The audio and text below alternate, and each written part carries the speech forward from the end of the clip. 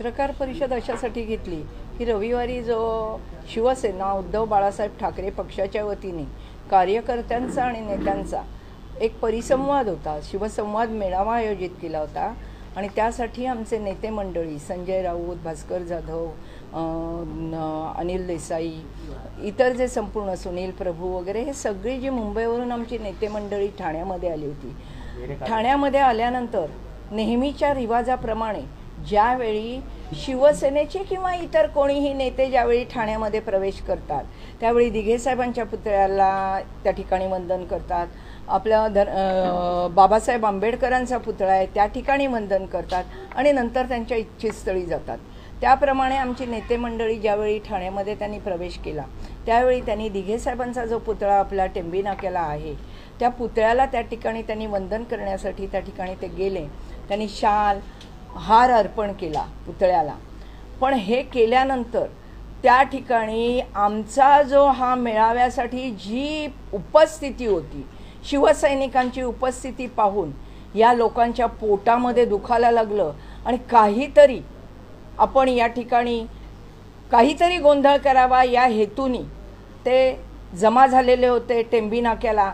त्यांचा हेतू काय होता आमच्या लोकांना माहीत नाही। आमच्या लोकांनी साहेबांना वंदन केलं, त्या ठिकाणाहून आमचे साहेब संपूर्ण नेते मंडळी त्या ठिकाणाहून बाहेर पडली आणि बाहेर पडल्यानंतर या शिंदे गटाच्या लोकांनी अत्यंत घाणेरडं कृत्य केलं की दिघे साहेबांच्या पुतळ्याला अर्पण केलेले हार आणि शाल, आमच्या नेत्यांनी जे साहेबांना अर्पण केले होते हार शाल, हे हार आणि शाल एक बाई टीना डिसोजा नावाची जी बाई आहे शिंदे गटाची, त्या बाईनी अक्षरशः म्हणजे इतकं म्हणजे त्यांना ते व्हिडिओमध्ये येण्याची एवढी जास्त उत्सुकता की तो हार आणि शाल हातात घेऊन त्या बाईनी फेकताना त्या व्हिडिओमध्ये ती दिसते स्पष्ट, आणि तो हार आणि ती शाल जाऊन रस्त्यावर पडली, लोकांच्या पायाशी पडली।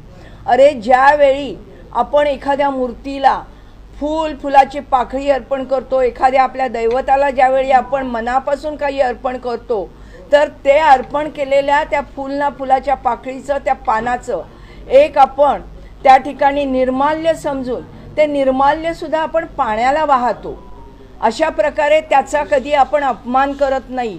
आणि दिघे साहेबांना जर तुम्ही म्हणता दिघे साहेब बाळासाहेब आमचे दैवत, शिवसेना आमची आणि यांच्या आचरणानुसार आम्ही चालतोय, मग दिघे साहेबांना दैवत मानणारे तुम्ही दिघे साहेबांच्या गळ्यातला हार शाल अशा प्रकारे उचलून रस्त्यावर फेकून देणं आणि दिघे साहेबांच्या पुतळ्याला नंतर पुन्हा दुग्धाभिषेक करणं हे या लोकांना कितपत शोभा देतं?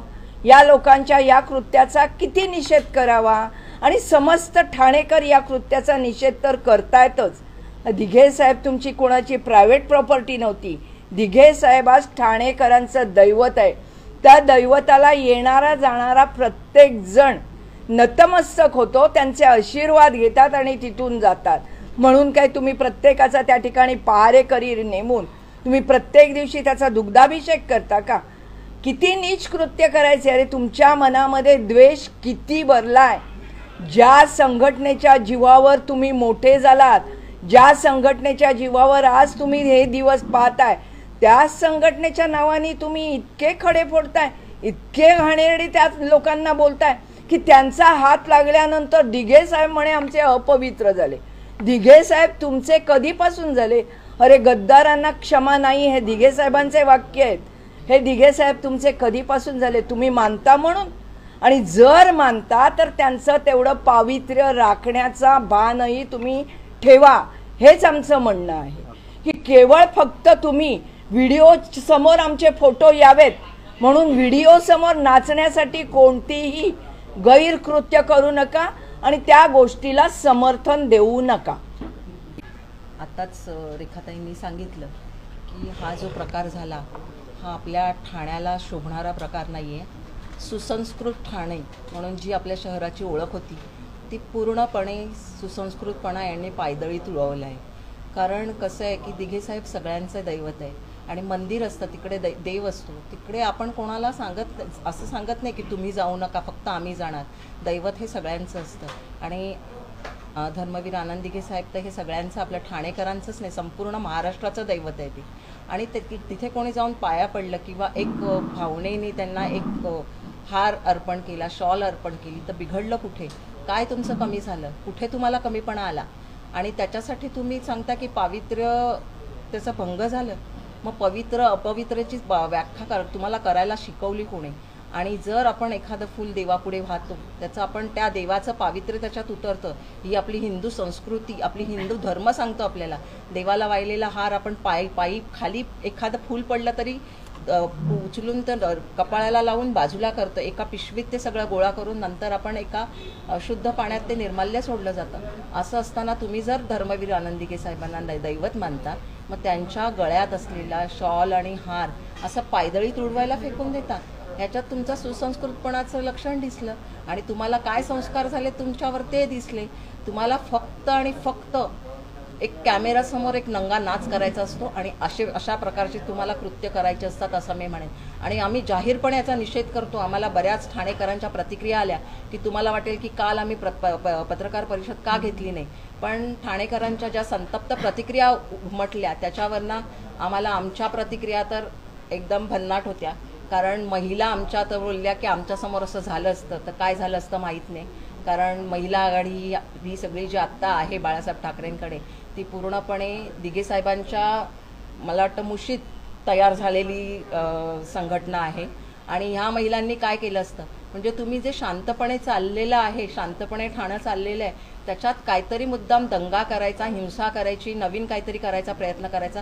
पण तुम्हाला हे कळत नाही की आपण ह्याच्यात तुमचं स्वतःचं तुम्ही नुकसान करून घेताय आणि तुमची स्वतःची जी प्रतिमा मलिन होतीये लोकांमध्ये ही तुम्हाला कळत नाहीये. आणि ते पहिला शिका आणि मग अशा प्रकारची घाणेरडी कृत्य करा. आणि जर दिघे साहेब तुमचे आहेत तर दिघे साहेब आमचे पण आहेत. आम्ही अजून त्यांना हार घालणार. मग तुम्ही काय करणार आहात तिकडे जाऊन? तर तुम्हाला काय कोणी ठेका दिलेला नाहीये. आणि जे आनंद आश्रम पूर्वीचं होतं तिकडे जो दिघे साहेबांचा पवित्रपणा केलेला आहे तो आता आनंद आश्रम तुम्ही पूर्ण कॉर्पोरेट करून टाकलाय. दिघे साहेबांचा आनंद आश्रम तर वाटत नाही. बाहेरूनच तो एकदम कॉर्पोरेट लुक दिलेला आहे त्याला आणि सगळं केलेलं आहे.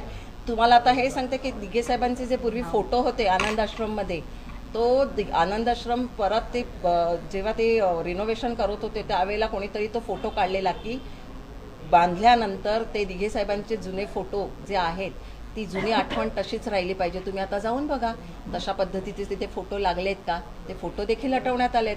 म्हणजे तुमच्या मनात त्यांच्याविषयी किती आदर आहे. फक्त आणि फक्त इलेक्शनपुरती आणि राजकारणापुरती तुम्ही दिघे साहेबांचा वापर करताय. मी ह्याचा जाहीर निषेध करते. ठाणेकरांची तर प्रतिक्रिया अशी आहे की पूर्ण ठाणेकरांची आणि दिघे साहेबांची माफी मागितली पाहिजे. दिघे साहेब जर आज असले तर तुम्हाला चापकाने फोडल्याशिवाय राहिला नसता. त्यांचा हंटर बाहेर आला असता की त्यांच्या वाक्यात तुमच्याच पिक्चरमध्ये दिलेलं आहे तुम्ही गद्दारांना क्षमा नाही. तुम्हाला गद्दारांना त्यांनी क्षमा कधीच केली नसती असं मला वाटतं. आणि आमच्या पूर्ण महिला आघाडीतर्फे आम्ही जाहीर निषेध करतो. आणि जी कोण डिसोजा आहे तिने जी शॉल आणि हार फेकलाय तिने समस्त ठाणेकरांची माफी मागावी अशी आमची मागणी.